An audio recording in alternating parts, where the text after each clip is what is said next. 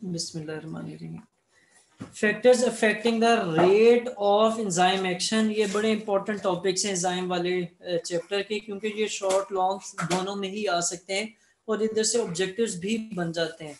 ठीक है, factors affecting rate of enzyme action, enzyme को काम करने का जो रेट है या उसे काम करने में क्या क्या फैक्टर्स हैं वो अफेक्ट करते हैं, या कौन कौन से फैक्टर्स हैं जिनके ऊपर उसका rate of enzyme action depend करता है, उसकी बात करते हैं। पहली बात तो ये की जाएगी कि एंजाइम बड़े सेंसिटिव होते हैं उस इन्वायरमेंट के मुतालिक जिसमें उन्होंने काम करना हो। अब रेट ऑफ क्या है एंजाइम एक्शन किन चीजों पर डिपेंड करता है, उनमें सबसे पहले टेम्परेचर आ जाता है।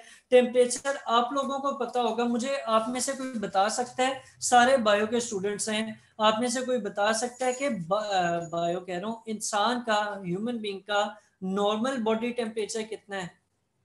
आजकल तो पता होना चाहिए, आप लोगों के स्कूल के दरवाजों पे भी चेक होता है। आगे 90 सेंटीग्रेड केल्विन है, फ़ारेनहाइट है।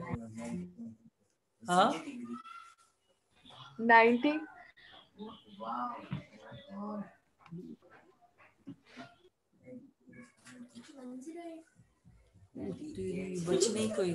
बचने की चांस नहीं है।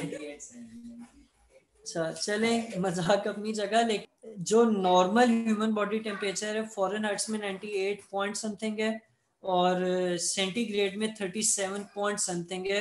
अब वो नॉर्मल क्यों है कि उस टेम्परेचर में आपका बॉडी का टेम्परेचर जब उस टेम्परेचर के बराबर होता है तो आपकी बॉडी में एंजाइम्स अपना काम सही तरीके से कर सकते हैं, आइडियल टेम्परेचर होता है। अब अगर आप टेम्परेचर को इंक्रीज करना शुरू कर देते हैं तो क्या होता है, इनके increase in temperature speed up हो जाता है किसका, rate of enzyme catalyse reaction, लेकिन वो इंक्रीज एक खास पॉइंट तक होता है। और अगर उससे ज्यादा हो जाए टेम्परेचर, यानी अगर फर्स्ट करें 98 नॉर्मल है तो हो सकता है 99 तक भी अगर टेम्परेचर जाता है, या 99.5 तक जाता है, तो भी आपकी बॉडी जो है वो आइडियली वर्क कर रही होगी। लेकिन जब वो उससे आगे जाएगा तो फिर मसले मसाइल जन्म लेते हैं। अब उनमें क्या हो सकता है कि हर एंजाइम जो है वो एक मैक्सिमम रेट पे काम करता है स्पेसिफिक टेम्परेचर पे, और वो टेम्परेचर जिसके ऊपर वो बहुत अच्छा काम करता है उस टेम्परेचर को ऑप्टिमम टेम्परेचर कहा जाता है।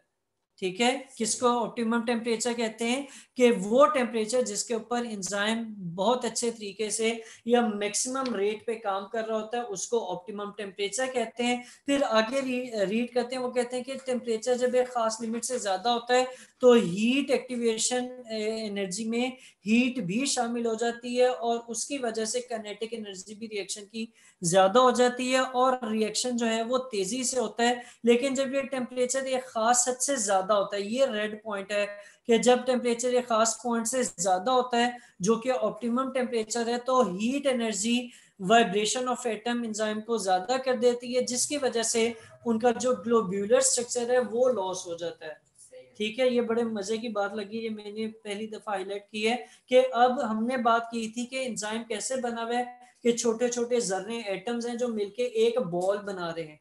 ठीक है, अब वो बॉल क्या कर रही होती है, एटम्स मुसलसल, मॉलिक्यूल्स क्या कर रहे होते हैं, वाइब्रेट कर रहे होते हैं, उनमें मुसलसल यू मूवमेंट्स ही है। लेकिन जब उनका टेम्परेचर ज्यादा होगा तो वो मूवमेंट ज्यादा होगी और उनका जो गोलाई का या जो उसका प्रॉपर स्ट्रक्चर है वो डिस्टर्ब हो जाएगा, जिसकी वजह से जो है वो फिर प्रॉपर काम नहीं कर सकते और जो उनकी नेचर है या जो उनकी शेप है वो डिस्टर्ब हो जाती है। और इस फिनोमेना को जब उनकी ये शेप डिस्टर्ब हो जाती है हम नाम देते हैं डीनेचरेशन का। और डीनेचरेशन का नुकसान क्या होता है, इसका रिजल्ट, इसका नुकसान ये होता है कि रेट ऑफ एंजाइम एक्शन बहुत तेजी से नीचे आ जाता है और ऐसा भी हो सकता है कि वो जो रिएक्शन में जिसमें एंजाइम काम कर रहा था वो कंप्लीटली स्टॉप हो जाए। ठीक है, क्योंकि उसका स्ट्रक्चर ही बाकी नहीं रहा तो वो कंप्लीटली स्टॉप भी हो सकता है। अब इसी टेम्परेचर के इफेक्ट को उन्होंने आगे मेरा ख्याल है ग्राफ भी बनाया होगा, बनाना चाहिए, अगर नहीं बनाया बनाया हुआ है, ये देख लीजिएगा कि ये रेट ऑफ कैटालाइज्ड रिएक्शन है, एंजाइम रिएक्शन है, और दूसरी साइड पर टेम्परेचर है, एक एक्सिस पे इस साइड पे जा रहे हैं तो आपका क्या चीज रेज हो रही है, रेट तेज हो रहा है, और इस साइड पर जा रहे हैं तो टेम्परेचर तेज हो रहा है। अब जैसे जैसे आप इस साइड से इस लाइन पे ऊपर की तरफ आगे की तरफ मूव कर रहे हैं या राइट साइड पे मूव कर रहे हैं तो ये लाइन ऊपर की तरफ भी जा रही है और राइट साइड पर भी जा रही है, यानी जैसे जैसे टेम्परेचर इंक्रीज हो रहा है वैसे वैसे रेट भी क्या हो रहा है, इंक्रीज हो रहा है। ठीक है, लेकिन ये ऊपर जाते हुए एक खास पॉइंट आया, ये वाला जो पॉइंट है, यहां पर आके टेम्परेचर तो रेज हो रहा है लेकिन लाइन किस तरफ आना शुरू हो गई है, नीचे आना शुरू हो गई है।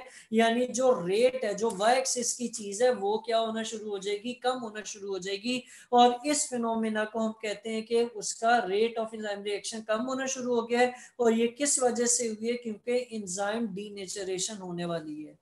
ठीक है, और जब एंजाइम डीनेचरेशन हो जाती है या डीनेचरेशन हो जाती है तो उसके बाद पहले देखें यहाँ पर स्लोप इतनी नहीं है।